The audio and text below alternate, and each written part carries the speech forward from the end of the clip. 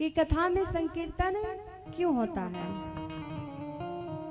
सबसे पहले कथा जब प्रारंभ होती है तो सबसे पहले हम भजन गाते हैं ना, क्यों गाते हैं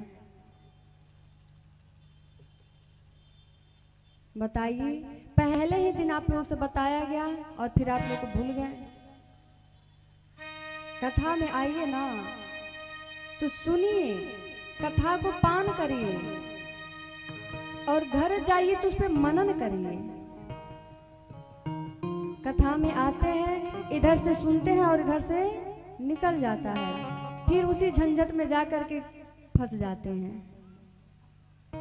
कथा में आइए तो कथा को पान करिए और घर पे जाकर उसको मनन करिए। कथा में संकीर्तन क्यों होता है और संकीर्तन होता है तो ताली क्यों बजाई जाती है। पहले दिन की कथा में बताई गई थी कि मद भक्ता यत्र गायन्ति तत्र तिष्ठति नारदः। जहां मेरा भक्त, भगवान नारायण नारद जी महाराज से बोले थे कि मद भक्ता नाहम बसामि वैकुंठे योगी नाम हृदय न च।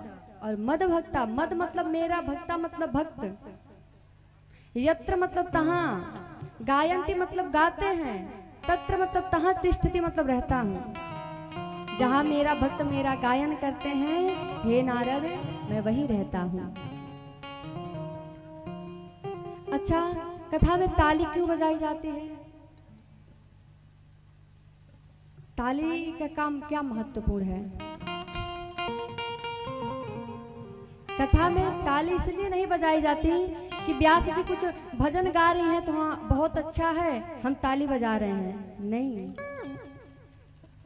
संकीर्तन में ताली इसलिए बजाई जाती है, कथा में ताली इसलिए बजाई जाती है कि जो हमारे हाथ में गलत रेखाएं होती है ना, वो ताली बजने मात्र से सही हो जाती हैं। दोनों हाथ जब ऐसे करते हो तो दोनों हाथ टक्कर खाता है, और जब दोनों टक्कर खाता है तो जो गलत रेखाएं होती हैं वो भगवान की कथा में ताली बजने मात्र से भग जाती है। इसलिए कथा में जब आइए तो जितना ही देर रहे कथा में, मन को लगा करके भजन गाइए, कथा को सुनिए, ताली बजाइए। हमारे अंदर जो पाप की पंछी रहती है वह उड़ जाती है केवल ताली बजने मात्र से। और उड़ करके कहाँ जाती है? तो जो